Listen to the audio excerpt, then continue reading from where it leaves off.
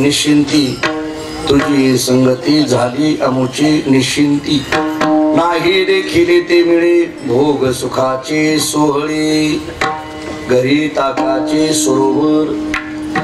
ताकाचे सरोवर इथे नवनीताचे पूर नाही देखील ते मिळे भोग सुखाचे सोहळे तुका म्हणे आता आम्ही नवजो दवडिता तुका म्हणे आता आम्ही नवजो दवडिता नाही देखील ते मिळे भोग सुखाची सोहळे पांडुरंगा करो प्रथम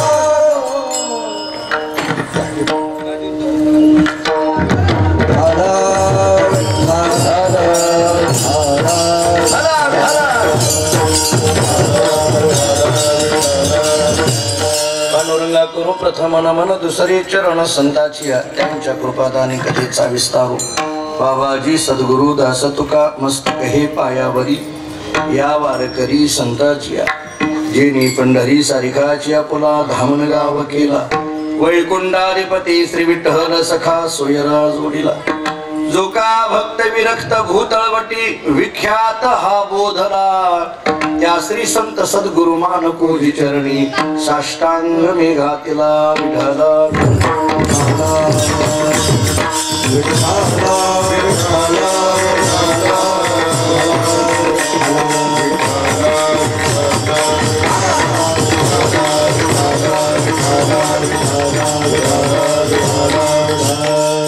तुझी संगती झाली अमुची निश्चिंती नाही देखील ते मिळे भोग सुखाचे सोहळी प्रस्तुत कीर्तन रूपी सेवेकरिता म्हणजे निरूपणाकरिता प्राप्त असणारा अभंग महान भगवत भक्त जगद्गुरु श्री संत तुकाराम महाराज यांचा अत्यंत प्रसिद्ध महत्वाचा काल्याच्या प्रकरणातील गोडासा 4 चरणाचा अभंग आहे। या अभंगातून जगद्गुरु श्री संत तुकाराम महाराज एका गोपाळाचा आणि भगवान श्रीकृष्ण परमात्म्याचा संवाद या अभंगातून व्यक्त करतात। एका गोपाळाकडे पाहून भगवंतांनी विचारलं का रे गोपाळा तुझ्या जीवनामध्ये एवढा आनंद दिसून येतोय एवढी प्रसन्नता दिसून येते एवढी निश्चिंतता दिसून येते याचं कारण काय?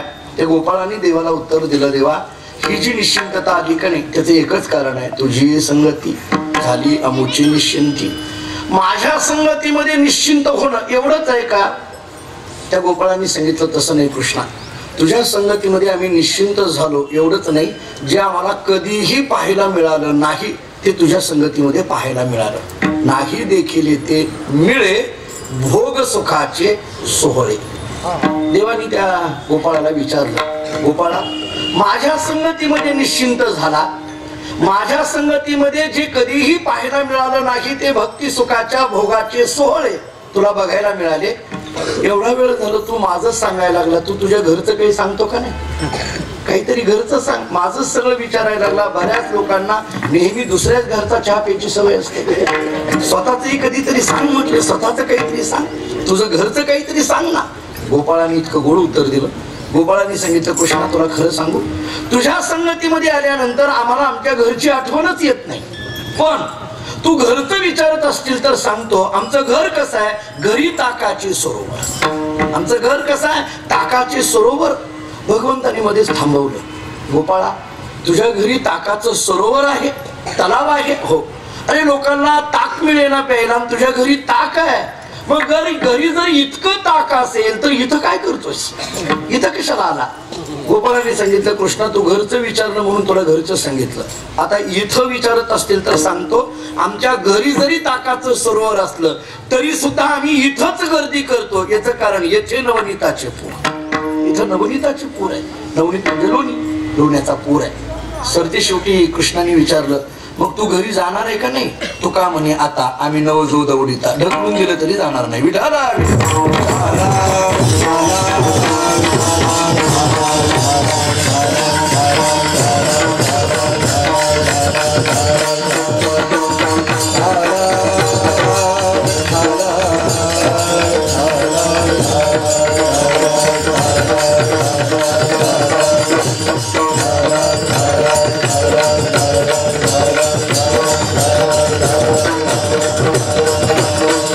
क्षेत्रामध्ये गुरुभक्ती सेवा सामाजिक न्यास या संस्थेच्या वतीने विठ्ठल रुक्मिणी वारकरी आध्यात्मिक शिक्षण संस्था या संस्थेच्या वतीने प्रथमच हा अखंड हरिनाम सप्ताह तथा श्री विठ्ठल कथा या ठिकाणी आयोजित केलेली आहे. या उत्सवाची सांगता आज कार्याच्या कीर्तनाने या ठिकाणी होते आहे. या संस्थेचे संस्थाचालक हरिभक्तीपरायण नितीन महाराज आदमनी, हरिभक्तीपरायण रामेश्वर महाराज जाधव या दोघांनी या सप्ताहाचं आयोजन केलं. आणि बघता बघता 7 दिवस संपून या उत्सवाच्या सांगतेच्या समारोपाच्या दृष्टीने आपण सगळेजण उपस्थित आहोत. वारकरी संप्रदायामध्ये एखाद्या उत्सवाची सांगता ही काल्याच्या कीर्तनाने करावी असा स्पष्ट पद्धतीचा संकेत आहे. जोपर्यंत काल्याच्या कीर्तनाने किंवा काल्याचं कीर्तन होत नाही तोपर्यंत उत्सवाची सांगता होत नाही. महिनाभराचा उत्सव असो, 7 दिवसाचा उत्सव असो, 5 दिवसाचा असो, 3 दिवसाचा असो, 1.5 दिवसाचा असो, जे काही असेल ते असेल, परंतु काला हा झाला पाहिजे. आणि म्हणून ही अत्यंत महत्वाची अशी काल्याची कीर्तन सेवा ही माझ्याकडे प्राप्त झालेली आहे. वारकरी संप्रदायामध्ये काम करणारी सर्वच पूजनीय मंडळी या ठिकाणी उपस्थित आहे. गेली 7 दिवस झालं भगवान श्री पांडुरंगाच्या दरबारामध्ये आपण पांडुरंगाचीच कथा हरिभक्तीपरायण अशोक महाराज यांच्या मुखातून गेली 7 दिवस झालं ऐकली. आणि त्या कथेचा आणि त्या सप्ताहाचा समारोप आज आपण करतो. मुळात चातुर्मासा व्यतिरिक्त पंढरी क्षेत्रामध्ये तसे फारसे उत्सव बाहेरगावची मंडळी येऊन फार कमी उत्सव करतात त्या मानाने जेवढे चातुर्मासामध्ये होतात. बाकी इथल्या पंढरपुरातले जे आमच्या फळ परंपरा आहेत त्यांचे उत्सव अखंड आहे, महिनावारी अखंड आहे. परंतु या मधल्याच कालावधीमध्ये सप्ताह करावा त्या निमित्ताने या सगळ्या परगावच्या मंडळींना 7 दिवस इथं राहता यावं या दृष्टीने या सप्ताहाचं आयोजन केलं. त्याच्यात थोडासा कटाक्ष असा पाळण्यात आला की वारी सोडून हा सप्ताह करावा. थोडासा त्यातल्या त्यात थोडासा एक कटाक्ष याकरिता पाळण्यात आला की एरवी वारीला गर्दी फार असते, पांडुरंगाचं दर्शनही व्यवस्थित घ्यायचं म्हटलं तरी होत नाही. आणि म्हणून या सगळ्या मंडळींना पांडुरंगाचं दर्शन व्हावं, चंद्रभागेचं स्नान व्हावं आणि 8 दिवस भगवंताच्या नामचिंतनामध्ये आपलं जीवन पंढरी क्षेत्रामध्ये आपला वेळ या ठिकाणी घालविता यावा या दृष्टीने खरं तर या सप्ताहाचं आयोजन आहे. विठ्ठल रुक्मिणी वारकरी शिक्षण संस्था ही जी पंढरपुरातली संस्था आहे, या संस्थेचा नावलौकिक हा फक्त पंढरपुरापुरता नाही तर पूर्ण तालुक्यामध्ये आणि जिल्ह्यामध्ये ही नावलौकिक आहे. या दोघांचंही नाव आपण सगळेजण जाणून आहात. तसं तर या दोघांची गावं वेगवेगळी, दोघांची गावं वेगवेगळी. एक मराठवाड्यातला म्हणजे हिंगोलीकडं रामेश्वर महाराजांचं गाव तिकडं आहे नांदेडकडे, आणि नितीन महाराजांचं गाव इकडं नगरकडे आहे. एक मराठवाडी आणि एक नगरी, अशी दोघं एकत्रित इथं आलेली आहेत. आणि या दोघांनी या सप्ताहाचं आयोजन केलं. गेल्या 6 वर्ष झालं ही वारकरी शिक्षण संस्था वारकरी संप्रदायाच्या सेवेमध्ये पंढरपुरामध्ये काम करते आहे. तसा दोघांचा फार काही पूर्वीचा परिचय होता या दोन्ही घराण्याचा असा नाही. विठ्ठल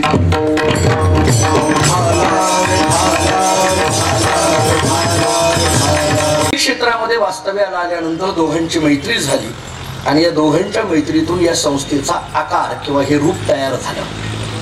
त्यामुळे बघता बघता हे एक संस्थेचं रूप अल्पावधीमध्ये सगळ्यांच्या मनामध्ये घर करून राहिलेलं हे संस्थेचं रूप आहे.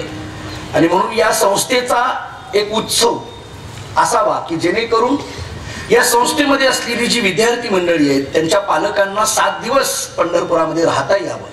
एरवी हे पालक 1-2 दिवस येतील, निघून जातील, परंतु 7-8 दिवस इथं राहता यावं, पंढरीमध्ये त्यांना वास्तव्य करता यावं, हा एक हेतू त्या पाठीमागं या संस्थेच्या सप्ताहाच्या मागं होता. त्याचबरोबर या संस्थेवर प्रेम करणारी जी अनेक मंडळी महाराष्ट्राच्या कानाकोपऱ्यातली आहेत त्यांनाही एकत्रित या रूपाने येता यावं, हाही एक हेतू होता.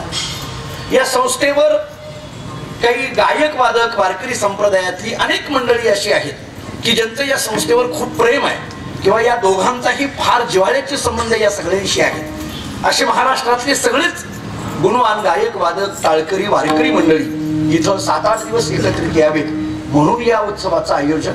आणि सगळ्यात महत्वाचं, ही संस्था ज्या पंढरी क्षेत्रामध्ये काम करते आहे या पंढरपुरामध्ये असलेली सर्वच पूजनीय महाराज मंडळी, परंपरागत फडकरी मंडळी, परंपरा ज्यांच्या घरामध्ये 200-200 वर्ष परंपरा चालत आलेली आहे, अशा पंढरपुरातल्या सर्व महाराज मंडळींचा आशीर्वाद या संस्थेच्या पाठीमागं असल्यामुळे या सर्व महाराज मंडळींची कोणत्या तरी रूपाने सेवा आपल्याला करता यावी असं या दोघांच्याही मनामध्ये असल्यामुळे या संस्थेचा उत्सव पंढरीमध्ये वारी सोडून या कालावधीमध्ये केला तर तो जास्त पद्धतीने आपल्याला सगळ्याला आनंददायक ठरेल. असे अनेक हेतू घेऊन या वर्षीचा किंवा पहिल्याच वर्षीचा असं म्हणा हा उत्सव या ठिकाणी संपन्न होतोय. आणि या उत्सवाच्या सांगतेच्या निमित्ताने माझ्याकडे ही कार्याची कीर्तन सेवा आहे. संगतीत आला की काय होतं, मी मगाशी म्हटलं ना, या दोघांची गावं वेगवेगळी पण एकमेकाच्या संगतीमध्ये आली आणि काय झालं, झाली अमुची निश्चिंत. संस्थेच्या रूपाने ही निश्चिंत या पदापर्यंत पोहोचली असं म्हणायला हरकत नाही. भगवान श्रीकृष्ण परमात्माने गोपाळाचा याच अनुषंगाने असलेला हा संवाद आहे. या अभंगाचे विविध भाव प्रत्येकाच्या मुखातून वेगवेगळे निघत राहतील, परंतु तुकाराम महाराजांना अभिप्रेत असलेला विचार जर या अभंगातून आपल्या समोर मांडायचा झाला तर त्या गोपाळाच्या अंतःकरणातल्या भावना तो गोपाळ देवाच्या समोर व्यक्त करतोय. देवाचा आणि त्या गोपाळाचा हा संवाद आहे. कधी कधी गोपाळ या शब्दाचा अर्थ करताना आश्चर्य वाटतं.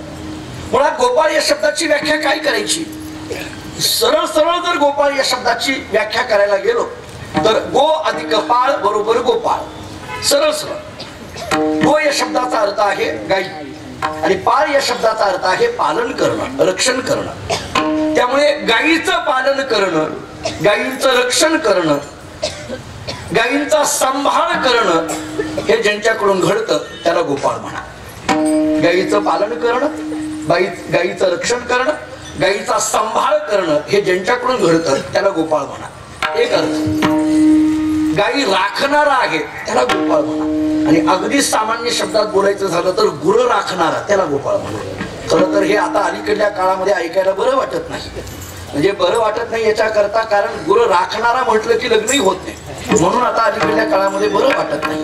म्हणजे आता तुम्ही तसं गुरं राखणारा म्हटलं की लग्नही होत नाहीत याच्यावर फार हसायची गरज नाही, कारण महाराज म्हटलं की लग्न होत नाहीत अशी परिस्थिती आता अलीकडे. अशी परिस्थिती समाजामध्ये निर्माण व्हायला लागली कारण अलीकडल्या काळामध्ये लग्न करताना त्या मुलीचा किंवा त्या मुलीच्या आई वडिलांची अपेक्षा अशी असते, मुलगा नोकरदार पाहिजे, बरोबर, मुलगा नोकरदार पाहिजे.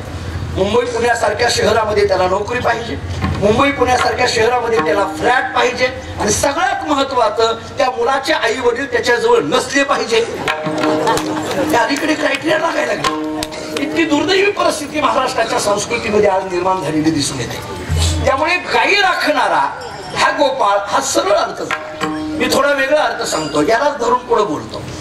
गो आणि पाळ याचा अर्थ करत असताना दुसरा एक अर्थ आपल्याला असा केलाय.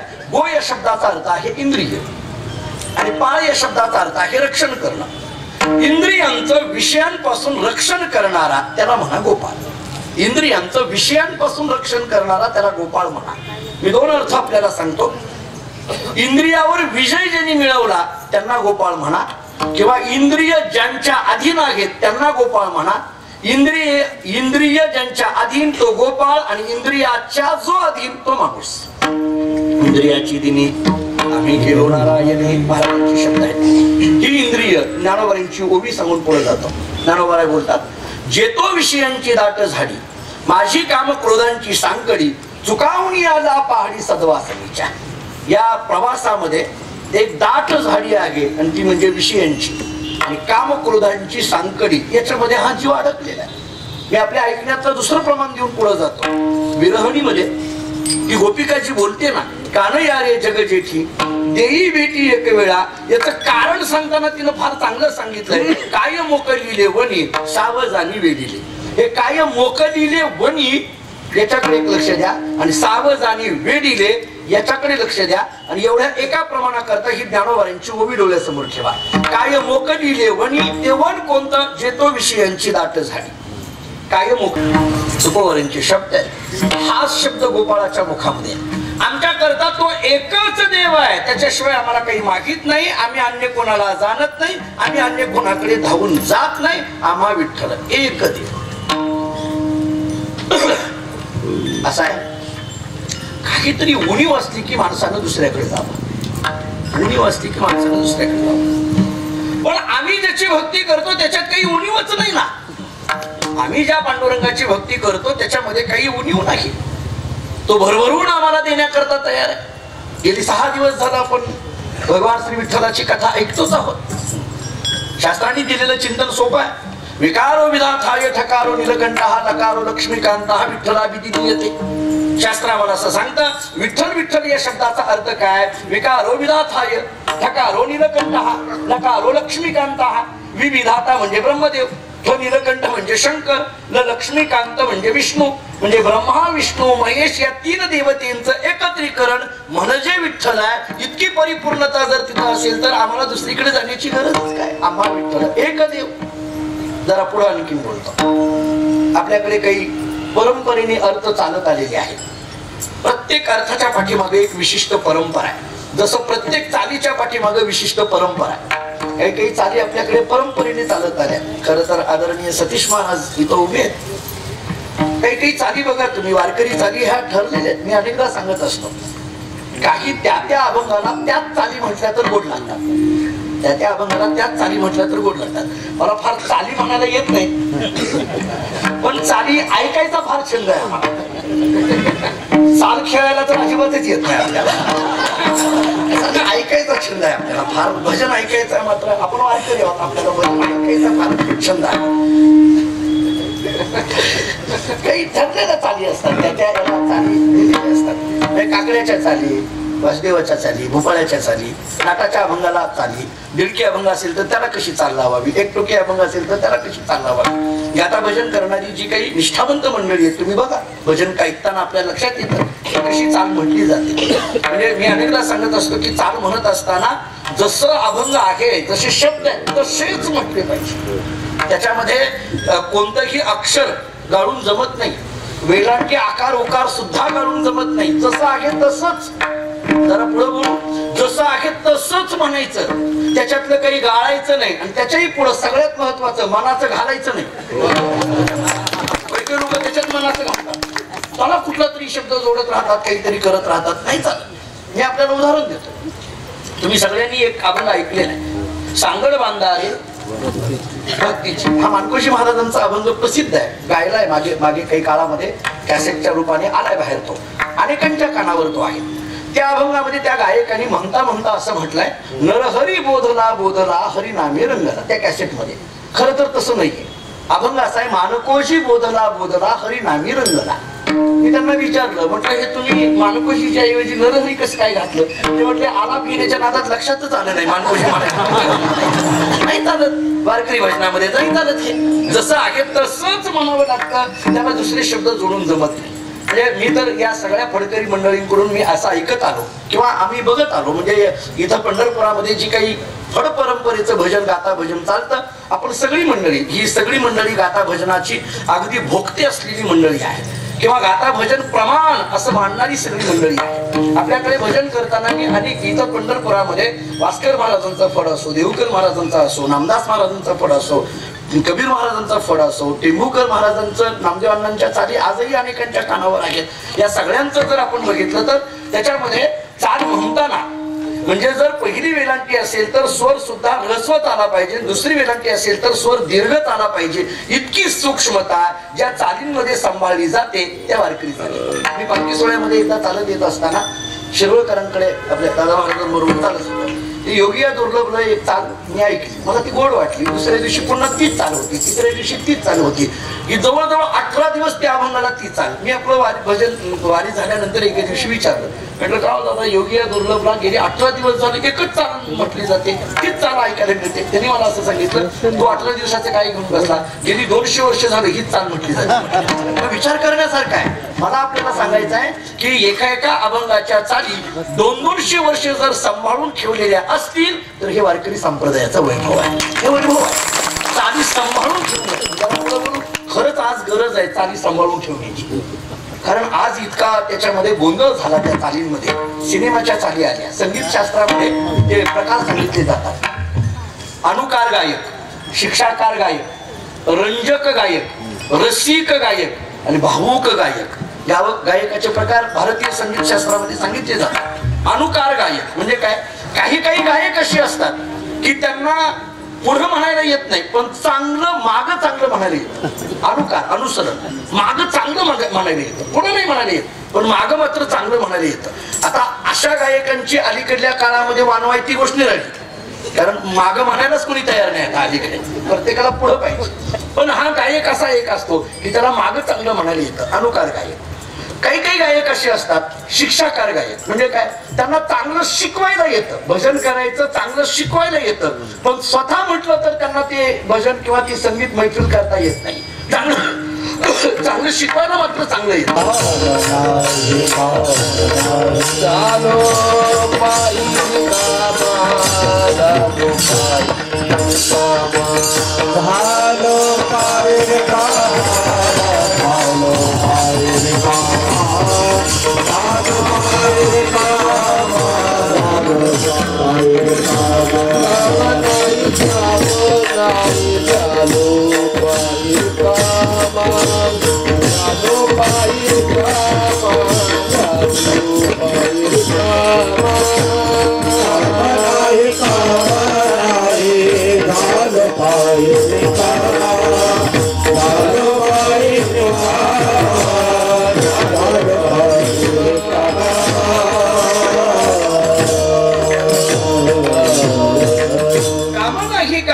झालो पाहिजे रिकामा अशी स्थिती ज्यांची झालेली आहे तो गोपाळ आहे. काही कामना राहिली नाही, निष्काम अवस्था अशी प्राप्त झाली तो गोपाळ आहे. एकदा कामना नाही राहिली की माणूस चिंता रहित होऊन जात असतो. ऐका, चिंतेचा जन्म इच्छेत असतो. मी आपल्याला साधी प्रक्रिया समोर पुढे जातो. कधी कधी दोन प्रक्रिया आपल्या समोर ठेवतो. एक समाजशास्त्रातून मानसशास्त्रातून प्रक्रिया ठेवतो. माणसाच्या जीवनामध्ये दुःख दुःख दुःख याला म्हटलं जातं. या दुःखाचं कारण काय, आपल्या मनात निर्माण झालेली चिंता. या चिंतेचं कारण काय, आपल्या मनात निर्माण झालेली इच्छा. या इच्छेचं किंवा या लोभाचं कारण काय, आपल्या मनात निर्माण झालेला मोह. या मोहाचं कारण काय, आपल्या ठिकाणी निर्माण झालेलं ममत्व. म्हणजे आणि ममत्वाचं कारण काय, आपल्या ठिकाणी निर्माण झालेला अहंकार. म्हणजे मी ममला जन्म देतो, मम मोहाला जन्म देतो, मोह लोभाला जन्म देतो, लोभ शोकाला जन्म देतो, शोक चिंतेला जन्म देतो आणि चिंता दुःखाला जन्म देते. साधी प्रक्रिया आहे मानसशास्त्राची. ही सगळी डोळ्यासमोर विस्तार याचा पुष्कर करता येईल. याच्यातलं मम म्हणजे काय, मोह म्हणजे काय, लोभ म्हणजे काय, शोक म्हणजे काय, चिंता म्हणजे काय, दुःख म्हणजे काय, अशा प्रक्रियेने एक चाला. आणि दुसरा साधा सोपा विचार जर वेदांताच्या दृष्टीने मांडायचा झाला, वेदांत शास्त्राने आम्हाला असं सांगितलं दुःख दुःख म्हटलं जातं. त्या दुःखाचं कारण शरीर, शरीराला कारण पापपुण्य, पापपुण्याला कारण रागद्वेष, रागद्वेषाला कारण अनुकूल प्रतिकूल ज्ञान, अनुकूल प्रतिकूल ज्ञानाला कारण भेदज्ञान आणि भेदज्ञानाला कारण आत्मस्वरूपाचं अज्ञान. वेदांतांनी ही प्रक्रिया सांगितली. सकाळची वेळ असल्यामुळे विचार सांगायला हरकत नाही, मी हरकत नाही म्हटलंय. हा, सकाळची वेळ आहे आणि पंढरपुरामध्ये कीर्तन आहे, काही कुठल्या खेडेगावात कीर्तन नाहीये, पंढरपुरामध्ये कीर्तन आहे. त्यामुळे वेदांताचा हाही एक विचार डोळ्यासमोर घ्या. मी हे दोन्ही प्रक्रिया आपल्या समोर का मांडायला लागलो? कारण दुःख रहित कोणत्याही पद्धतीचा दुःखाचा लवलेश त्याच्याकडे नाही, तो गोपाळ आहे. अशा प्रसन्न अवस्थेमध्ये आहे, आनंदी अवस्थेमध्ये आहे. आणि त्याच्या चेहऱ्यावरचा आनंद पाहिला, त्याच्या चेहऱ्यावरची प्रसन्नता पाहिली, त्याच्या चेहऱ्यावरचं समाधान पाहिलं आणि भगवान श्रीकृष्ण परमात्म्यालाच आश्चर्य वाटायला लागलं, भगवंतालाच आश्चर्य वाटायला लागलं. का? कारण हा माझ्या जवळ आहे. बर, व्यवहाराच्या दृष्टीने बघितलं तर त्याला गावामध्ये फार मान मर्यादा आहे, अशातला भाग नाही. व्यवहाराच्या दृष्टीने पाहिलं फार ऐश्वर्य आहे, अशातला भाग नाही. परमार्थाच्या दृष्टीने पाहिलं तर कर्म ज्ञान योगाची फार मोठी साधना त्याच्याकडे घडलंय, असंही काही दिसत नाही. ऐका, दोन्ही मुद्दे बोलतोय. व्यवहाराच्या दृष्टीने तो ऐश्वर्यवान नाही आणि परमार्थाच्या दृष्टीने तो फार ज्ञानी योगी अमुक आहे तमुक आहे असा नाही, तरी सुद्धा इतका आनंदी आहे, इतका प्रसन्न, इतका समाधानी आहे. आणि मग याचं आश्चर्य भगवंतालाच वाटायला लागलं आणि भगवंतानी त्या गोपाळाकडे पाहिलं. मी कधी कधी याचा आश्लेष करताना असं सांगत असतो, गोपाळाला पाहिल्यानंतर सामान्य माणसाला आनंद होत होता याच्यात नवल नाही. गोपाळाला पाहिलं की भगवंतालाच आनंद वाटायचा, इतका गोपाळ आनंदी होता. गोपाळाला पाहिलं की भगवंतालाच आनंद वाटायचा, पाहत राहावं असं वाटायचं. काही काहीच्या चेहऱ्यावरचं समाधान बघितलं की आपण असं म्हणतो की अहो त्यांना पाहिलं की समाधान वाटतं. आणि काही काहीचे चेहरे बघितल्यानंतर लोक म्हणतात त्याला बघितलं ना दिवस खराब गेला. चेहऱ्याची प्रसन्नता असते. आणि मानसशास्त्राचं एक वाक्य सांगू, मानसशास्त्राने असं सांगितलंय, ज्याचं मन प्रसन्न त्याचा चेहरा प्रसन्न. ऐका, मानसशास्त्राचं साधं वाक्य, किती साधं वाक्य सांगितलं, ज्याचं मन प्रसन्न त्याचा चेहरा प्रसन्न. इंग्रजीमध्ये याला अलीकडे फेस रिडिंग असं म्हटलं जातं. चेहरा बघितलं की कळतं मनात काय चाललंय, चेहरा पाहिलं की कळतं मनात काय चाललंय. ही कला अलीकडल्या काळामध्ये दोन लोकांना जास्त आहे, एक महाराज लोकांना, दुसरं राजकारण्यांना. म्हणजे राजकारणी महाराज असं नाही, पण या दोघांना कला जास्त आहे. म्हणजे आम्हाला लगेच आलं की कळतं की यांना कोणती तारीख पाहिजे, त्याच्या मनात काय चाललंय, माणसाला लगेच कळतं. मानसशास्त्राचंच मत आहे, ज्याचं मन प्रसन्न त्याचा चेहरा प्रसन्न. गोपाळाचा चेहरा असा प्रसन्न दिसतोय, आनंदी दिसतोय, समाधानी दिसतोय, कोणतीही चिंता त्याच्या चेहऱ्यावर दिसत नाही. आणि हे भगवंतानी पाहिलं. भगवंतानी गोपाळाला विचारलं, गोपाळा, प्रपंचातून लोक जे मागतात तेही तू कधी मागितलं नाही आणि परमार्थाची साधना करणारी लोक जे मागतात तेही तू कधी मागितलं नाही. ऐका, दोन्ही गोष्टी. प्रपंचामध्ये सर्वश्रेष्ठता ही धनाला आहे आणि परमार्थामध्ये सर्वश्रेष्ठता ही ज्ञानाला आहे. दोन्ही गोष्टी किती महत्वाच्या आहेत बघा. मला कधी कधी आश्चर्य वाटतं, म्हणजे तुकोबारांचं एक वचन मी टाळावर जास्त देत नाही, पण साधं सोपं ऐकण्याचं वचन आहे, नरगे मुक्ती धन संपदा. किती तुकोबारांची भाषा गोड आहे. मला कधी कधी प्रश्न पडतो की मुक्ती न लगे असं तुकोबारा बोलतात आणि धन न लगे, म्हणजे व्यवहारामध्ये सर्वश्रेष्ठ धन आहे आणि परमार्थामध्ये सर्वश्रेष्ठ मुक्ती आहे, पण या दोन्ही गोष्टी न लगे अशी तुकोबारांची भाषा आहे. म्हणजे व्यवहार ज्याला महत्व देतो तेही न लगे आणि परमार्थिक माणूस ज्याला महत्व देतो तेही न लगे. या दोन्ही पैकी काहीच तू मागितलं नाही गोपाळा. आतापर्यंत एवढी वर्ष माझ्या जवळ आहे, माझ्या सहवासात आहे, पण तू कधी असं म्हटलं नाही की मला धन द्या, मला पैसा द्या, असं म्हटलं नाही. मला सत्ता द्या, संपत्ती द्या, असं कधी म्हटलं नाही. बर, परमार्थाचा मनुष्य ज्या आत्मज्ञानाकरिता धडपडत असतो, ज्या मुक्ती करता धडपडत असतो, ती मुक्ती तू कधी मागितली नाही. तरीही तुझ्या चेहऱ्यावर एवढा आनंद दिसतोय, एवढी प्रसन्नता दिसतेय, एवढी निश्चिंतता दिसतेय, याचं कारण काय असेल? तो गोपाळ देवाकडे बघतच राहायला लागला. देवाला विचारायला लागला, देवा, व्यवहारामध्ये महत्व धनाला आहे आणि परमार्थामध्ये महत्व मुक्तीला आहे असं तो म्हणायला लागला. आम्हाला ते धनही माहित नाही, आतापर्यंत मुक्ती माहित नाही रे, आम्हाला ते काहीच माहित नाही. म्हणजे व्यवहार धनाला महत्व देतो, हे धन आम्हाला धन श्रेष्ठ आहे हे आम्हाला माहित नाही. का माहित नाही? कारण त्या अंगाने कधी व्यवहार केलाच नाही ना. जरा तिथं काय घडत असेल या अनुषंगाने बोलतो, तिथं काय घडत असेल हे अनुमान आहेत माझे. आणि त्याच्याही पुढे सांगतो, कीर्तनकार अभंगाची सोडवणूक करत असताना अनुमानानेच करत असतो. या अभंगाचा प्रत्यक्ष असाच अर्थ आहे हे सांगायला तुकोबारांनाच यावं लागेल, आमच्यासारख्याचं काम नाही. आम्ही फक्त त्याचे अंदाज लावायचे. एक अनुमान आपल्याला असं काढता येईल की तिथं काय घडत असेल त्या गोकुळामध्ये. एकीकडे गोपाळ आहे, एकीकडे कृष्ण परमात्मा आहे. जरा डोळ्यासमोर चित्र घ्या. तर तो गोपाळ म्हणजे काय, अंगावर मळलेले कपडे. आमच्या वडील गुरुवर दादा तर असं सांगत असतात की त्यानं कधी तोंड धुतलं होतं कोणाच ठाऊक. दादा म्हणत असतात त्यांनी कसले दात घासले होते कोणाच ठाऊक. तरी पण गवळीयाची ताकद पिरे कोण पोरे चांगली. गवळीयाची ताकद पोरे कोण पोरे चांगली. हे कोण पोरे चांगली हा जो प्रश्न विचारला तो दोन अंगाने घ्या. कोण पोरे चांगली, ती काही पोरं चांगली आहेत का हे बहिरंगातून, आणि त्यांच्यासारखं दुसरं जगात कोणी चांगलं आहे का हे अंतरंगातून विचारलं.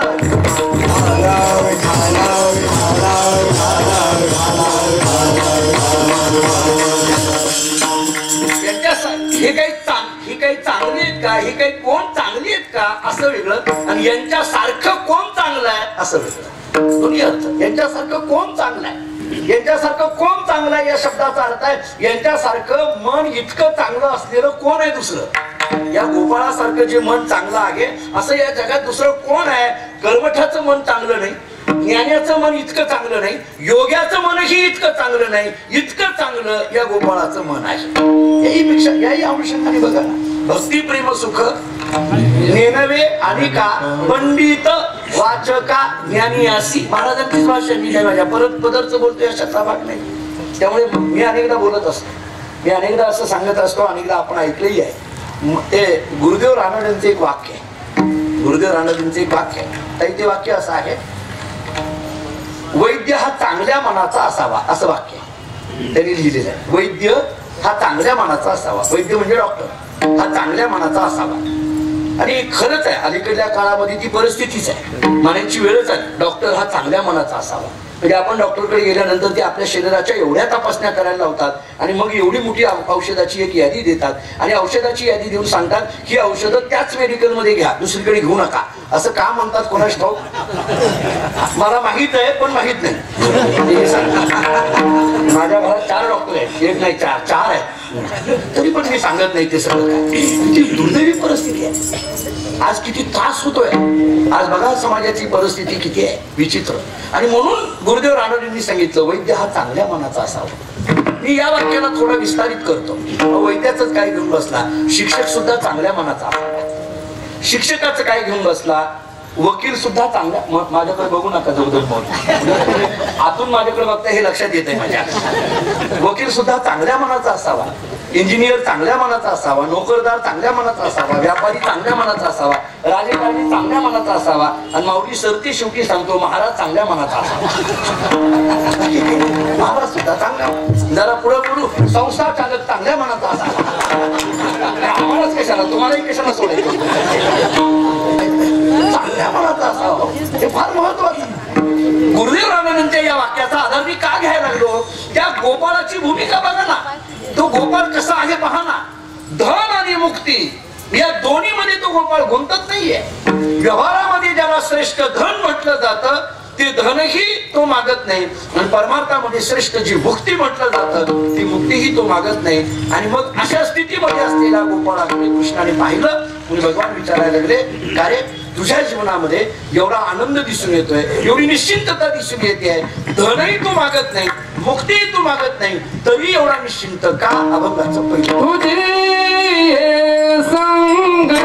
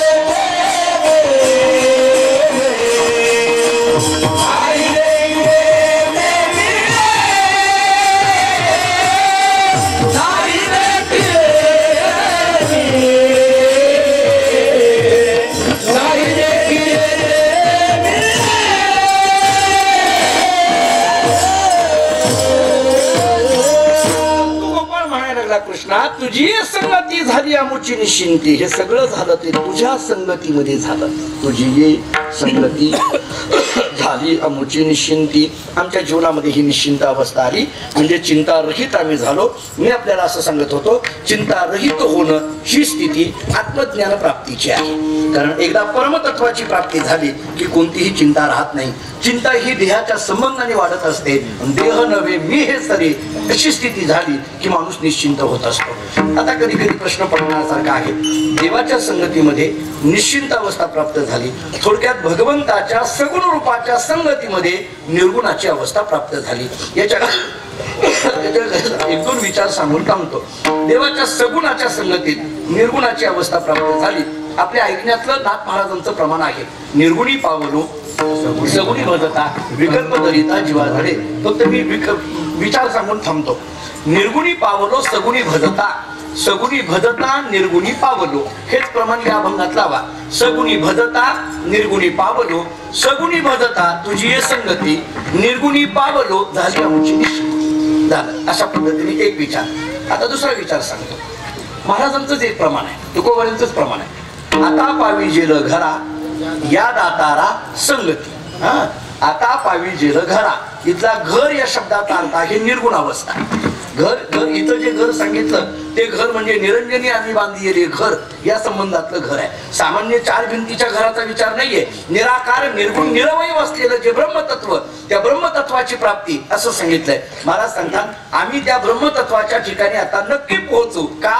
या दातारा संगती. या दातारा संगती या शब्दाचा अर्थ आहे सगुणाच्या संगतीमध्ये, नामस्मरणाच्या सहवासामध्ये, भगवंताच्या रूपाच्या पाहण्यामध्ये. रूप घ्या, नाम घ्या, संगती घ्या, जे काही घ्यायचंय ते घ्या. या दातारा संगती आता पावी जेल घरा. आता या अभंगात बसवा. तुझी संगती झाली आमची निश्चिंती, तुझी संगती या दातारा संगती झाली आमची निश्चिंती, आता पावी जेल घरा. असंही बरा. मी दोन प्रमाण आतापर्यंत दिली. तुझी संगती झाली आमची निश्चिंती, सगुणी भजता निर्गुणी पावलो. तुझी संगती झाली आमची निश्चिंती, या दातारा संगती आता पावी जेल घरा. आणखीन एक प्रमाण देतो. सगळ्यांच्या रोजच्या पाठातलं प्रमाण आहे. मुखी नाम हाती मोक्ष, ऐशी साक्ष बहुतांची. ते सोडा, फक्त एवढंच घ्या. मुखी नाम आणि हाती मोक्ष. हे हाती मोक्ष, मोक्ष या शब्दाचा अर्थ काय? ब्रह्मस्वरूपता. पुन्हा तिथं झालं निर्गुण अवस्था. मोक्ष मोक्ष म्हणजे तरी काय? अत्यंतिक दुःख निवृत्ती परमानंद प्राप्ती, यालाच मोक्ष म्हटलं ना. बर, पण हे कशी मिळाली? महाराज सांगतात मुखी नाम म्हणजे नामाने मोक्ष. मुखी नाम तुझी संगती, हाती मोक्ष झाली आमची निश्चिंती. इथं हे आणखीन लावा. अनेक विचार ऐकायचा झाला तर रामायणातला फक्त दाखला देतो. रामायणामध्ये सर्वांच्या ऐकण्यातला प्रसंग आहे. विस्तार फार मोठा आहे, पण मला ती ओवी सांगून हा विषय संपून टाकायचा आहे. रामचंद्र प्रभू ज्यावेळेस वनवासाला निघाले त्यावेळेस जात असताना रामप्रभूंचा आणि दशरथ राजाचा संवाद, रामप्रभूंचा कौशल्येचा संवाद, रामप्रभूंचा लक्ष्मणाचा संवाद, रामप्रभूंचा आणि सीतामाईचा संवाद हे वाचण्यासारखं आहे. हे संवाद वाचण्यासारखे आहे. मित्र अनेकदा म्हटलंय की कधी कधी या संवादाची चर्चा आपण केली पाहिजे.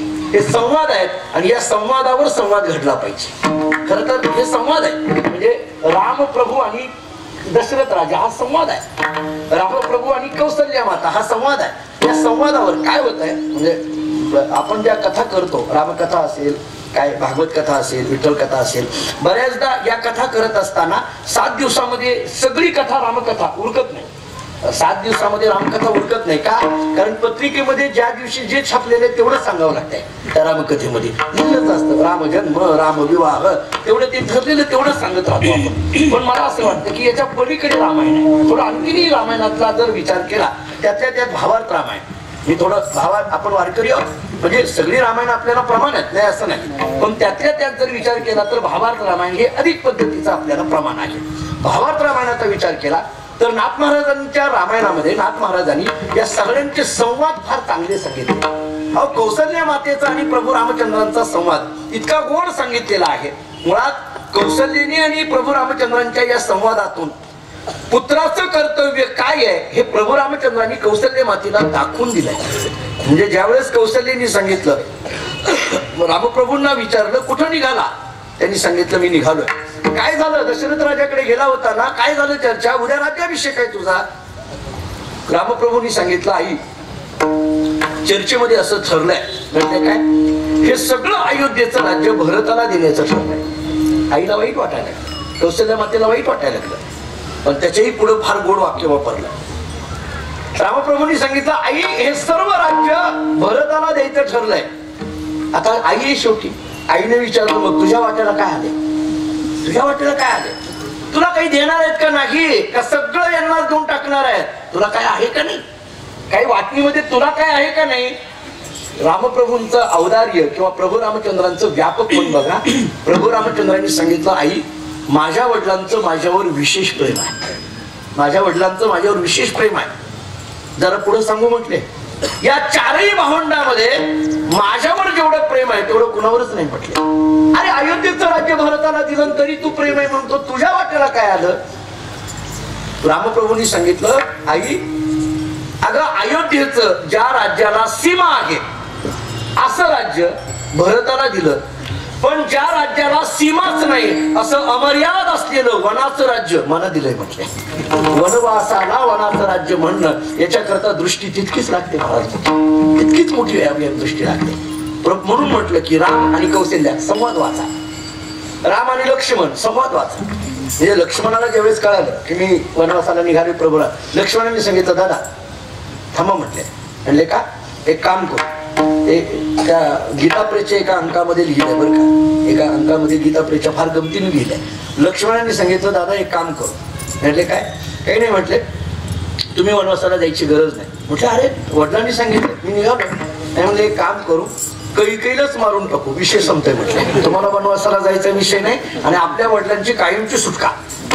फार लक्ष्मणाचं चरित्र स्वतंत्र आहे महाराज. मी तर असं परवाच आपल्याला बोललो होतो की एकदा लक्ष्मण स्वतंत्र पद्धतीने ऐकायला पाहिजे. लक्ष्मण फक्त, मी तर गमतीने म्हणजे नाथ महाराजांनी दिलेले अर्थ आहे, ज्याचं सगळीकडे लक्ष त्याचं नाव लक्ष्मण, किंवा ज्याच्या सगळं लक्षात राहतं त्याचं नाव लक्ष्मण. लक्ष्मण नावाचा अर्थ आहे, भरत नावाचा अर्थ आहे, राम नावाचा अर्थ आहे, शत्रुघ्न नावाचा अर्थ आहे. रामायणामध्ये हे अर्थ सुद्धा फार गोड आहे. सीता नावाचा अर्थ सांगितलाय, दशरथ नावाचा अर्थ सांगितलाय, कौशल्य नावाचा अर्थ सांगितलाय, सुमित्रेचा अर्थ सांगितलाय. हे सगळे गोड अर्थ आहे. पुढे या, शेवटी प्रभू रामचंद्र वनवासाला निघाले. रामप्रभूंबरोबर सीतामाई म्हणाल्या पतीच्या मतानुसारी पतिव्रता मी येणार. लक्ष्मणजी निघाले, अयोध्यावासीय सगळे वनवासाला निघाले. माझा मूळ मुद्दा आता आला. प्रभू रामचंद्रांनी विचार केला, माझ्या बरोबर वनवासाला हे का निघाले, मला वनवास सांगितलाय पण माझ्या संगतीमध्ये हे का निघाले, यांना दुःख होत नाहीये का, कशा करता हे निघाले. प्रश्न विचारला, तुम्ही का निघाला. अयोध्यावासियांनी जे उत्तर दिलं ते माझ्या तुझी संगती झाली आमची निश्चिंती याला पूरक आहे. अयोध्यावासियांनी सांगितलं, रामा आम्ही तुझ्या संगतीमध्ये येण्याने आम्हाला काय मिळणार आहे असा तुझा प्रश्न आहे ना. नीट आहे. सगळ्या अयोध्यावासियांची ती ओवी नाथ महाराजांनी फार गोड वर्णन केलंय. भावार्थ रामायणात ती ओवी अशी आहे. अयोध्यावासी म्हणायला लागले, श्रीरामा तुझी या संगती आम्ही पावो ब्रह्मनिश्चिती, वनवास तो बापुडा किती भय निश्चिती आम्हा नाही. भावार्थ रामायण सांगतात, नाथ महाराज सांगतात, श्रीरामा तुझी या संगती आम्ही पाहो ब्रह्मनिश्चिती. माझा विषय इथं संपला आता. श्रीरामा तुझी या संगती, तुझी ये संगती आम्ही पाहो ब्रह्मनिश्चिती झाली आमची निश्चिंती. विठाला विठाला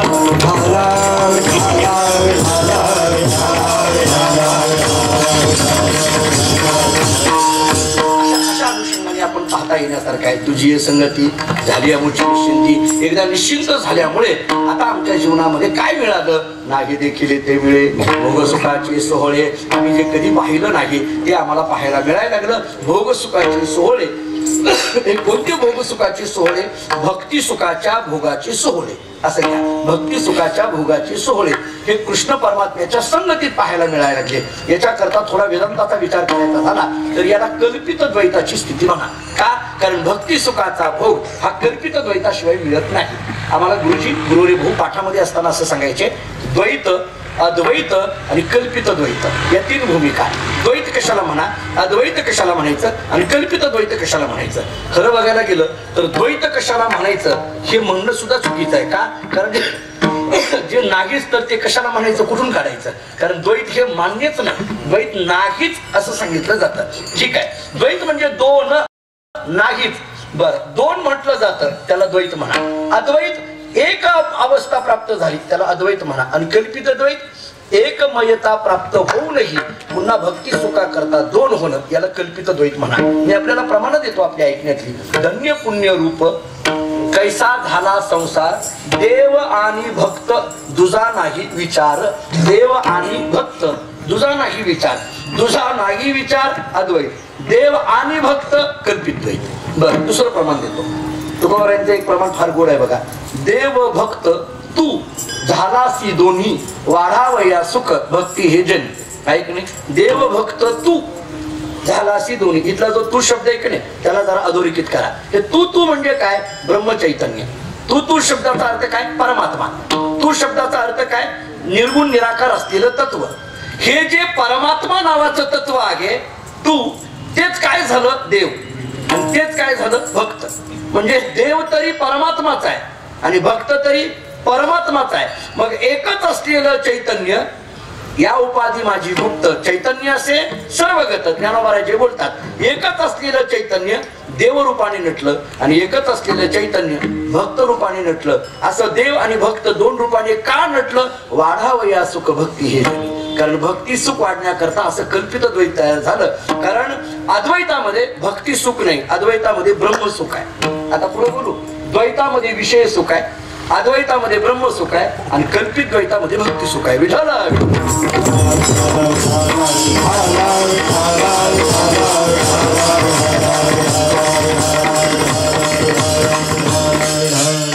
सांगत असतो, विषय सुखाचा त्याग करावा, ब्रह्म सुखाचा अनुभव घ्यावा, जीवन मात्र भक्ती सुखामध्ये घालवावं. ही स्थिती आहे. विषय सुखाचा त्याग करावा, ब्रह्मसुखाचा अनुभव घ्यावा आणि जीवन मात्र भक्ती सुखामध्ये घालवावं. आता असं जीवन भक्ती सुखामध्ये जायचं असेल काय करा? नाही देखील येते मिळे भोग सुखाचे सोहळे. इथंच यावं लागेल. भक्ती सुखाचा भोग घ्यायचा असेल तर देवाच्या संगतीत यावं लागेल. नाही देखील येते मिळे भोग सुखाचे सोहळे. महाराजांनी देवाने विचारलं, अहो माझ्या संगतीत एवढं बोलता, तुमचं घरचं काय? घरी ताकाचे सरोवर, येथे नवनीताचे पूर. घरी ताकाचे सरोवर. इथला घर शब्दही लक्षात घ्या, ताक शब्दही लक्षात घ्या, सरोवर शब्दही लक्षात घ्या, येथे शब्दही लक्षात घ्या, नवनीत शब्दही लक्षात घ्या आणि पूर शब्दही लक्षात घ्या. या दोन्ही मध्ये एक चरणदंड दिलाय महाराजांनी. बरोबर आहे. याचं कारण असं आहे की चरणदंडाच्या अलीकडलं वर्णन हे प्रपंचाचं आहे आणि पलीकडलं वर्णन हे परमार्थाचं आहे. आता घर, ताक आणि सरोवर. इथला घर शब्दाचा अर्थ आहे प्रपंच आणि येथे शब्दाचा अर्थ आहे परमार्थ. ताक शब्दाचा अर्थ आहे असार. बरोबर आहे. आणि नवनीत शब्दाचा अर्थ आहे सार. त्यामुळे प्रपंच म्हटलं की असार आणि नवनीत म्हणजे परमार्थ म्हटलं की सार. फरकट तो संसार.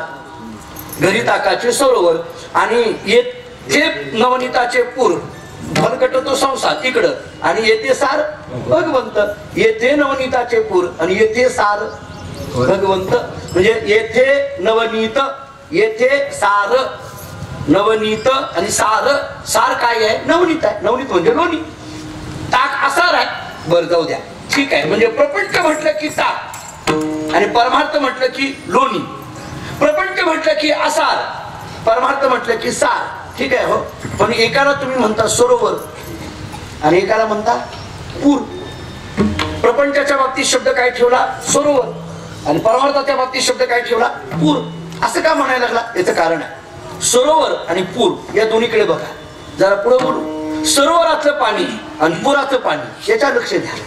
सरोवराचं पाणी आणि पुराचं पाणी. पुराचं पाणी कसं असतं पंढरपूरकरांना सांगायची गरज नाही. पुरात किती पाणी येतं, कसं आहे ते.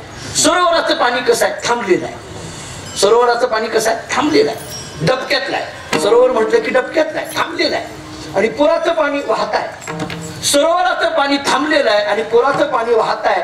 जो थांबलेला आहे तो प्रपंच आहे आणि जो वाहत आहे तो परमार्थ आहे. येथे नवनीताचे पूर वाहत आहे. बर, जे पाणी कधीतरी कमी होणार आहे हे पाणी पुरात. या सरोवराचं पाणी कसं आहे?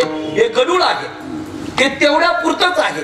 जे तेवढ्या पुरतच आहे ते सरोवराचं पाणी आहे आणि जे वाढत वाढत वाढत राहणार आहे ते पुराचं पाणी आहे. पूर असा वाढत राहतो ना, परमार्थ असा वाढावा लागतो. प्रतिक्षण वर्धमान विजयसे सुख नो हे भक्ती रस. पुढती आस सेवावी. जे पुन्हा पुन्हा पुन्हा घ्यावं वाटतं तो परमार्थ आहे आणि एकदा घेतलं की नको वाटतं तो प्रपंच आहे. घरी ताकाचे सरोवर.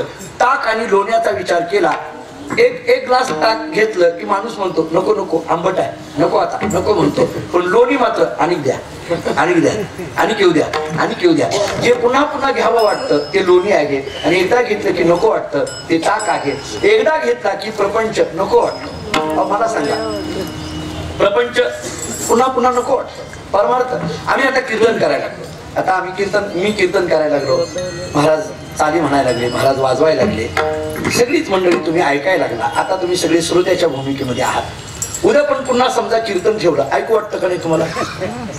नाही, माझंच नाही, दुसऱ्याचं, कोणाचं का असेल ना, तुम्हाला असं कोणाचं का होईना ऐकू वाटतं का नाही? किती वर्ष झालं तुम्ही कीर्तन ऐकताय, ऐकूच वाटतं का नाही? किती लोक आम्हाला भेटल्यानंतर म्हणतात, महाराज 50 वर्ष झालं कीर्तन ऐकतोय. लोक बोलतात ना.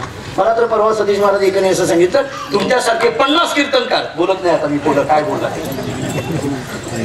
नाही का लक्षात आलं? जाऊ द्या. लोकांची भाषा बघा. मला काय सांगायचंय, कीर्तन पुन्हा पुन्हा करावं वाटतं, कीर्तन पुन्हा पुन्हा ऐकावं वाटतं, भजन पुन्हा पुन्हा करावं वाटतं, मृदंग पुन्हा पुन्हा वाजवावा वाटतो, पुन्हा पुन्हा ज्या गोष्टी हव्या वाटतात तो परमार्थ आहे. प्रपंचामध्ये असं होत नाही. बरं चला, सप्ताहाच्या बाबतीत बघा तुम्ही. आता आम्ही सप्ताह केला, किती भव्य दिव्य सप्ताह झाला, मोठ्या पद्धतीने एवढा सप्ताह झाला. आज आपण या सप्ताहाची सांगता करतोय.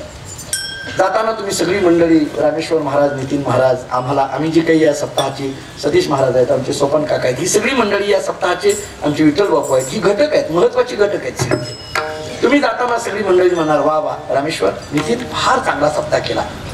रामेश्वर काय म्हणेल, नाही नाही महाराज यावेळेस तरी वेळ कमी भेटली, आता पुढल्या वर्षी बघा, म्हणजे आहे बरं काही आता ते काय म्हणेल, आता नाही यावेळेस जरा वेळ कमी भेटली, पुढल्या वर्षी बघा, याच्यापेक्षा मोठा म्हणतात, याच्यापेक्षा टाळकरी जास्त राहतील, याहीपेक्षा आणखी चांगलं नियोजन करू, सप्ताह पुढं आणखी मोठ्या पद्धतीने करू. ही आवड आहे, ही वाढ आहे. एखाद्याच्या लग्नाला आपण जातो, अक्षता वगैरे टाकतो, आणि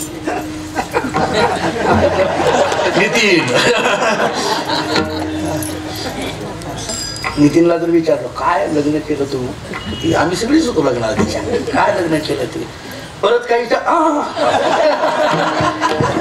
बरोबर आहे, नको वाटतं. पुन्हा पुन्हा म्हटलं की ते नको वाटतं. अहो घरातच 2 मुलं असतील, एकाचं थोरल्याचं लग्न मोठ्या पद्धतीने केलं, आपण जाणतो अहो काय 50 लाख रुपये तुम्ही खर्च केले, काय मोठ्या मुलाचं लग्न केलं. आता धाकट्याचं तो बाप म्हणतो आता पुरे झालं, धाकट्याचं उगं थोडक्यात उरकून घेणार, एवढं मोठं नाही करणार, एवढा मोठा राडा घालणार नाही. आता सगळं पहिल्यात ओळखून घेतलं का, पुन्हा पुन्हा तो खर्च नको वाटतो, पुन्हा पुन्हा तो खर्च नको वाटतो, तो प्रपंच आहे. पण पुन्हा पुन्हा खर्च करावा वाटतो, तो परमार्थ आहे. त्यामुळे घरी ताकाचे सरोवर आणि येथे नवनीताचे पूर. आणि मग सत्य शेवटी महाराज सांगतात, असा असलेलं हे येथे नवनीताचे पूर असल्यामुळे आम्ही आता इथून मात्र कधीही म्हणे आता तुका म्हणे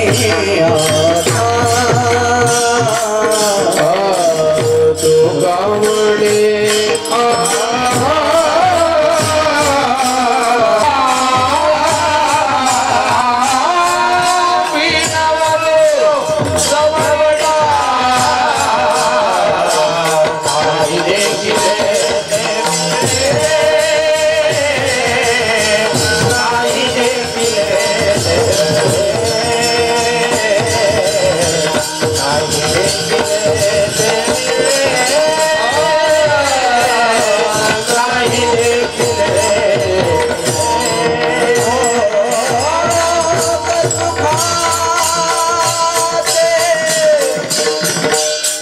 Hare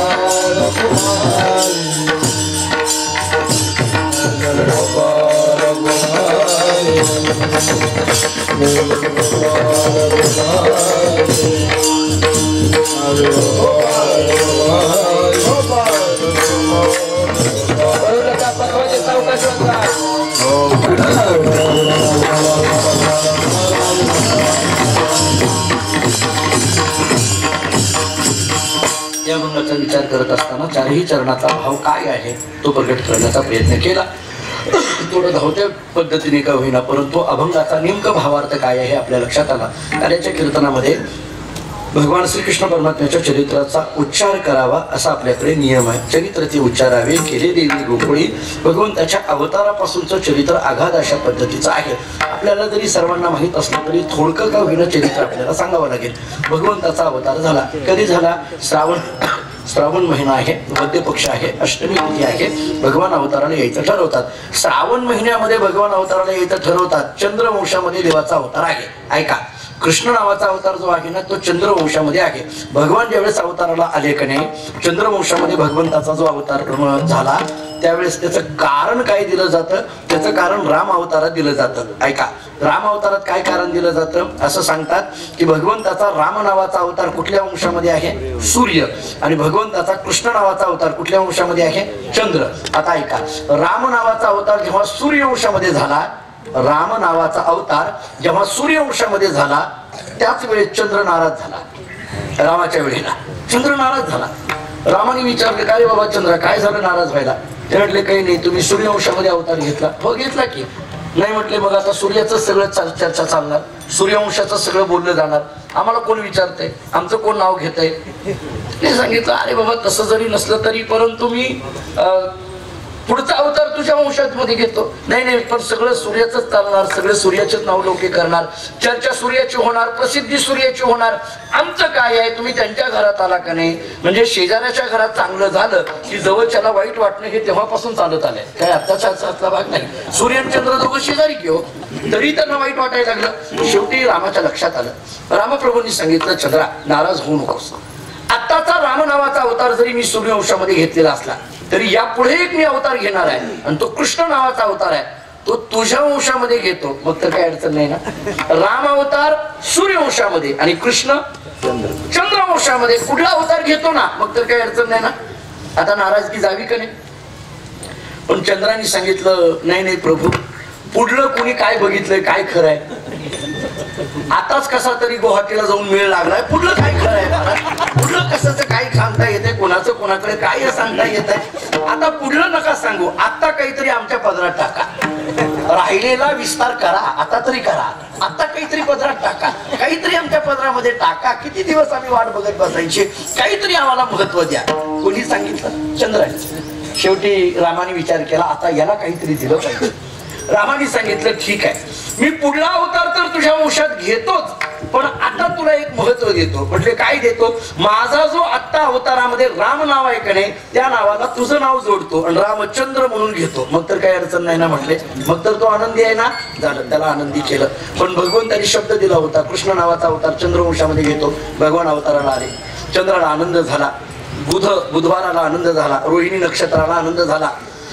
श्रावण महिन्यामध्ये मध्य पक्षामध्ये देव अवताराला येतात. मध्यरात्री देव अवताराला आल्याबरोबर वसुदेव देवकी दोघेही घाबरून गेले. देवकी म्हणू लागली, सोडा सोडा मिठी, लपवा लपवा जगजेठी, धनी कंसाशी कळेल, माझ्या बाळाशी मारेल. मग आता काय करायचं? भगवंताच्या येण्याने देवकीला दुःख वाटायला लागलं, भीती वाटायला लागली. का? कारण जनी कंसाशी कळेल आणि माझ्या बाळाशी मारेल. भीती वाटायला लागली. एकीकडे म्हणते जगजेठी लपवा आणि दुसरीकडे म्हणते जनी कंसाशी कळेल माझ्या बाळाशी.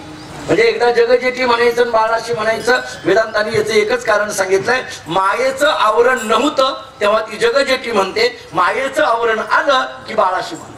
एवढंच आहे. म्हणजे एका प्रमाणामध्ये लपवा लपवा जगजेठी, हे जगजेठी म्हणताना निरावरण अशा पद्धतीची देवकी आहे आणि माझ्या बाळाशी मारेल असं म्हणताना आवरण सहित असलेली ही देवकी आहे. हे आवरण कशाचं? मायेचं. हे मायेचं आवरण जेव्हा असतं तेव्हा माणूस संकुचित होतो, मायेचं आवरण जेव्हा नसतं तेव्हा माणूस व्यापक होतो. विठाला घेतलं, यमुनेच्या काठावर आले. निघायचं, पाऊस पडत होता, नदीला पाणी वाढत होतं. आतमध्ये पाय टाकला, काय करावं? पाणी वाढतंय, पाणी वाढतंय, पाणी वाढतंय. शेवटी भगवंतांनी पाय बाहेर काढला. पाणी का वाढायला लागलं त्याची कारण पुष्कळ आहे, मला सांगण्यात वेळ घ्यायची नाही. भगवंतांनी पाय बाहेर काढला, यमुनेला दर्शन झालं, यमुनेने रस्ता दिला, पलीकडे गेले. मध्यरात्रीची वेळ होती. वसुदेवाने आपल्या डोक्यावर असलेला श्रीकृष्ण परमात्मा खाली ठेवला आणि तिथं असलेली मुलगी कोणती माया तिला डोक्यावर घेतलं, मायेला डोक्यावर घेतलं आणि कृष्णाला खाली ठेवलं. भगवान हसायला लागले. कोणीतरी विचारलं काय बाळकृष्णा का हसायला लागला? काही नाही म्हटले, मी डोक्यावर होतो म्हणजे कृष्ण डोक्यावर होता आणि माया खाली होती. दुःख देणारी माया खाली होती, आनंद देणारा कृष्ण डोक्यावर होता.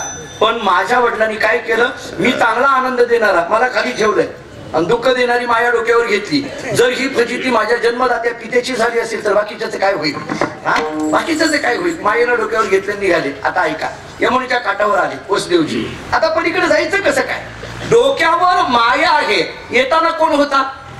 कृष्ण. यमुनेने रस्ता दिला. का दिला? कृष्ण होता. कृष्ण दर्शन तिला घ्यायचं होतं, चरणाचं दर्शन घेतलं, तिला रस्ता दिला. आता काय करायचं? जाताना माया आहे, कसं काय रस्ता मिळणार? काय करणार? आश्चर्य सांगू, नीट ऐका. मायेला डोक्यावर घेऊन वसुदेवजी गेले, यमुनेच्या काठावर गेले. पाय लावल्याबरोबर यमुनेने रस्ता दिला. विनंती सुद्धा करावी लागली नाही. येताना देव असताना विनंती तरी करावी लागली. ऐका, देव असताना विनंती तरी करावी लागली, पण माया डोक्यावर असताना विनंती सुद्धा करायची गरज पडली नाही. असं का घडलं असेल? मायेला यमुनेने ताबडतोब रस्ता का दिला असेल? याची कारण पुष्कळ आहे. मी फक्त एक गमतीचं कारण सांगतो. साधं गमतीचं कारण सांगू काही नाही. भांडकुदळ बायाला पहिल्यांदा रस्ता द्यावा, कळलं का? बघा, एक साधं सोपं कारण सांगतो. आता तात्विक कारण पण सांगतो, पण हे सामान्य कारण घ्या. भांडकुदळ बायाला पहिल्यांदा रस्ता द्यावा. भांडणारे असं तिच्या नादी लागत बस, कुठं भांडण करत बसा, चला जा असं म्हणून रस्ता द्यावा. एक झालं. माया भांडणारी ना, माया भांडकुदळ. मायेसारखी भांडणं कोण करतं महाराज इथं? जरा पुढे बोलू. भांडणं म्हटलं की माया, नाहीतरी जगात मायेमुळेच भांडण आहेत. विठाला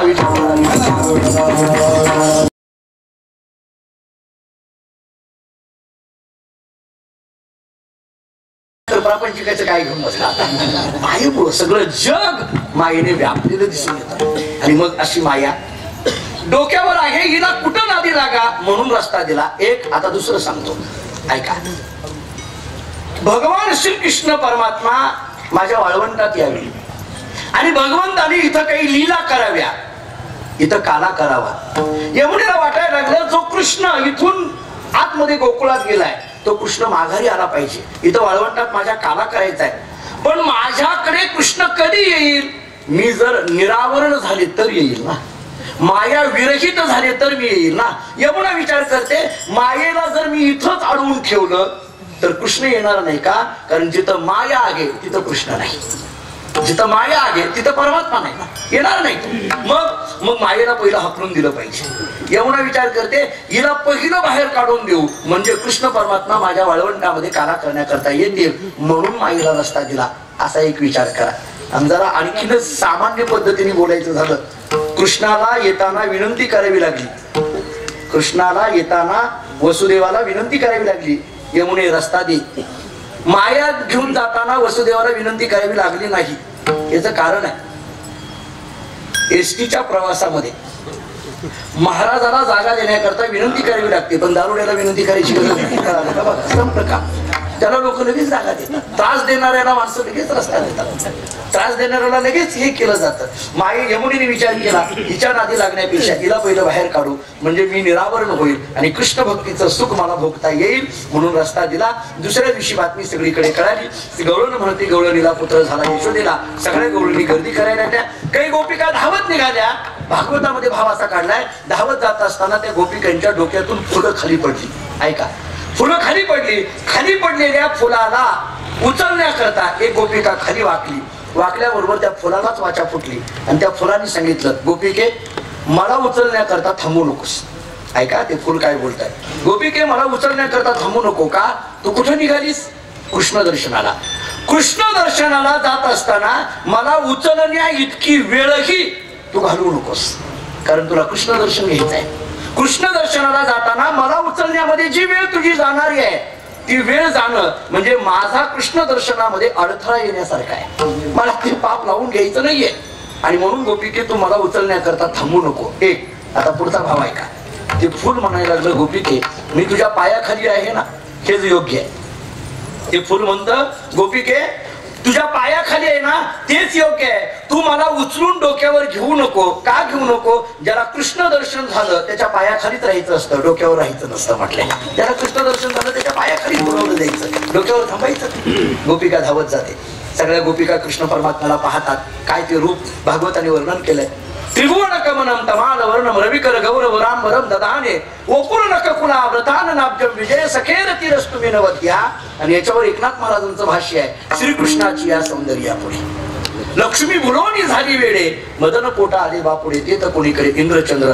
आणि याच्यावर तुकाराम महाराजांचं भाष्य आहे. राजस सुकुमार मदनाचा पुतळा रवी शशिकाला रोपलिया.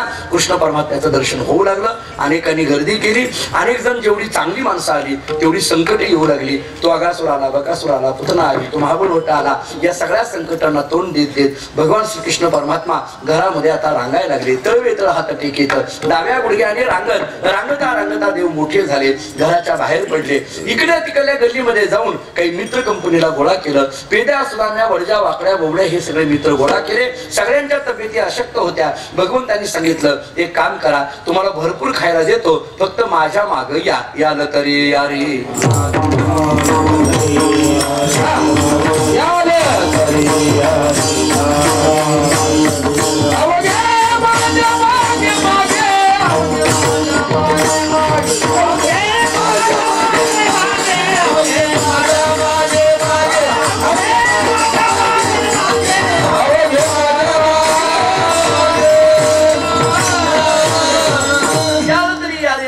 अवघे माझ्या मागे मागे आजी दे तो पोटवरी पुरे मान आला तोवरी. भगवान पुढे, सगळे गोपाळ पाठीमाग एका गवळणीच्या दरवाजापर्यंत गेले. आणि दरवाजामध्ये गेल्यानंतर भगवंतांनी सांगितलं हा चला उघडा दरवाजा म्हटले. पेंड्याने आतमध्ये पाहिलं काय चाललंय. पेंड्याने सांगितलं कृष्णा आजचा चोरी करायचा कार्यक्रम रद्द. म्हटले का? जिच्या घरी चोरी करायचा आहे ती गवळण जागी आहे म्हटले. ती गवळण जागी आहे. जिच्या घरी चोरी करायची ती जागी आहे. चोरी करायची कशी काय म्हटले. म्हणून आजचा कार्यक्रम रद्द म्हटले. चला माघारी. भगवान म्हटले असं कसं काय झालं. हिच्या घरी चोरी करायची आहे हे या गवळणीला कळालं कसं काय म्हटले. हिला माहित कसं काय झालं. आपल्यात ठरलेली गोष्ट हिला सांगितली कुणी. आपल्यात ठरलेलं सांगितलं कुणी. आणि मग जरा गोंधळ सुरू झाला. तेवढ्यामध्ये पेंड्या सुदाम्याने सांगितलं देवा उगी भांडणं करू नको, आरडाओरडा करू नको. आपल्यातलं कळालं कोणाला म्हणजे काहीतरी घोटाळा झालाय. म्हटले काय झालाय. आपल्यातलंच कोणीतरी फुटलंय आणि तिला जाऊन भेटलंय म्हणून घोटाळा झालाय, बाकी काही नाही. त्यामुळे काहीतरी घोटाळा झालाय. मग काय करायचं. चला माघारी. नाही नाही म्हटले एक काम करा. भगवान म्हटले मी आहे माग. पेंड्या दरवाजा उघड. मी आहे माग. पेंड्या म्हटलं तसं नाही. तू मागाय म्हणून अख्खं सरकार गेलं तरी मागाय असो काय उपयोग आहे म्हटले. असं म्हणायचं नाही म्हटले. गोळ व्हायला लागलाय जरा. तसं करू नको म्हटले. देवा तू पुढं, तुझ्या माग आम्ही म्हटले. मी आहे माग म्हणजे काय. तू पुढं हो. भगवान पुढं झाले. सगळे गोपाळ पाठीमागे होते. भगवंतांनी दरवाजा उघडला. उजवा पाय उंबऱ्याच्या आत टाकला. टाकल्याबरोबर जागे असलेल्या गवळणीला झोप लागली. कशी लागली. स्वमोहिका स्वजन मोहिका विमुख जन मोहिका. मायेचं काम चालू झालं. आतमध्ये गेले. गवळण झोपलेली आहे. शिंगे लाविली दुरी शिंक उंच लावलेलं होतं. मग काय करा. लोगर तयार करा. पेंड्या सुदाम्या वडजा वाकड्या एकाच्या अंगावर एक बसले. भगवान सगळ्याला पकडून वरती गेले आणि त्या मडक्यातलं दही दूध तूप लोणी खायला लागले. पेंड्या खालून पाहत होता. आपल्या अंगावर बसून वरती गेले आणि एकटंच खायला लागले. खरं तर आपण याला वर पाठवले आणि हे एकटंच खात आहे. आम्हाला काय आहे का नाही. 5 वर्ष झालं बघतोय आम्ही. आता येईल मग येईल, आता येईल मग येईल, काहीच येईल ना. पेंड्याने सांगितलं हे कृष्णा आमच्या अंगावर बसून वरती गेला आणि एकटंच खायला लागलाय, काढू काय पाठीमा. पेंड्याने विचारलं. भगवंताच्या लक्षात आलं. यानं पाठीमा काढला की सरकार हसवते. गडबड करू नका. एक काम करा माझ्याकडे तोंड करा. सगळी मिळून खाऊ पण सरकार टिकू. गडबड नको म्हटले. सगळी माझ्याकडे तोंड करा. वाहती त्या धारा. कोपऱ्यातून धारा व्हायला लागल्या. आणि मग कुणी दही घेत आहे, कुणी दूध घेत आहे, कुणी ताक घेत आहे, कुणी लोणी घेत आहे. आनंद चाललेला होता. भगवंतांनी विचार केला एवढा आनंदात ठेवून जमायचं नाही. एकदा तरी कोरोना आणला पाहिजे. देवाने विचार केला आणि मग झोपलेल्या गवळणीला जाग केलं. ती गवळण जागी झाली. हातात काठी घेऊन म्हणायला लागली कोण आहे इकडं. असं म्हटल्याबरोबर पेंड्या पहिला सरकला. का. कारण ही गवळण पहिली काठी आपल्याला मारेल. आपण का मार खायचा आहे म्हटले. यानं चोरी करायची मार आपण खायचा कुणी सांगितलं. पेंड्या सरकला. सुदाम्या वडजा वाकड्या एकाच्या एक बाजूला निघाले. भगवान एकटेच अडकले होते. गवळण आत आली आणि कृष्णाकडे बघितलं आणि सांगितलं हे कृष्णा चोरी करताना तुला पकडलंय. हातात तोंडाला दही लागलंय. उतर खाली. ते म्हटलं उतरायला येत नाही. उतरव. ते गवळणीनं असं खांद्यावर घेतलं आणि कृष्ण ती गवळण म्हणायला लागली कृष्णा आमचंच खातो आणि आमच्याच खांद्यावर बसतो, असं कसं काय रे? भगवान म्हटले आपलं तसंच आहे, जनमाळ घातली त्याच वाटवलं, बाकीचं व्हायचं. बघा ना किती त्रास आहे आपल्याला. बघा वारकऱ्याला किती जीवनामध्ये त्रास, किती वारीला यायचं म्हटलं तरी तिकिटाला पैसे नाही, कितीतरी अडचणी, अनेक संकट आमच्या समोर आहेत. असं का व्हावं? नाही आता जाऊ द्या, सांगितलं असतं सगळं युट्यूबला टाकू नका, सगळं सांगतो, काय अडचण नाही. म्हणजे आपणच किती म्हणले ही त्रास घ्यायचा, म्हटले काय करायचं? गुरुने भाऊ एक वाक्य सांगायचे, भाऊ पाठामध्ये असताना एक वाक्य सांगायचे. मी एकदा भाऊंना विचारलं, आता भाऊंना माहित असलेली आपण सगळी मंडळी आहात, भाऊंना मी एकदा विचारलं की वारकऱ्याच्या जीवनात एवढा त्रास का, साधकाच्या जीवनात एवढा त्रास का?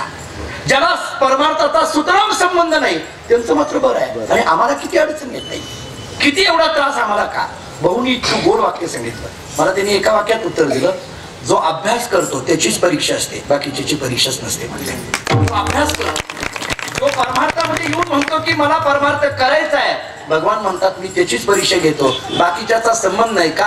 कारण याला जन्म मरणाच्या पलीकडे पोहोचवायचा आहे आणि त्याला जन्म मरणामध्ये तसंच अडकवायचं आहे. म्हणजे याला जन्म मरणाच्या पलीकडे घेऊन जायचं आहे ना. म्हणून संकट किती जरी आली तरी त्याच्यामध्ये स्थिर राहण्याचं सामर्थ्य परमार्थ आम्हाला देतो. संकट माणसाच्या जीवनामध्ये येत असतात, नाही असं नाही. आमच्याकडे कानाडीमध्ये असं म्हटलं जातं, कन्नडमध्ये असं म्हण आहे, संकट बंदा अगं व्यंकटरमणा गोविंदा गोविंदा असं म्हटलं जातं. मला तेवढंच येत आहे, दादा असले असते तर दादा बोलले असते. संकट बंदा, संकट आली पाहिजे. संकट माणसाच्या जीवनामध्ये येत राहतात, चढ उतार होत असतात. एक काळ सुखाचा असतो, एक काळ दुःखाचा असतो, पण हे दिवसही असे कायम राहत नसतात, याच्यात बदल होत असतो. परिवर्तन ही सृष्टी का नियम आहे अशी आपल्याला हिंदी साहित्याची भाषा सांगितली जाते. त्यामुळे आपण दवाखान्यामध्ये सुद्धा आपल्याला ते मॉनिटर ठेवलेलं असतं, त्या ICU मध्ये.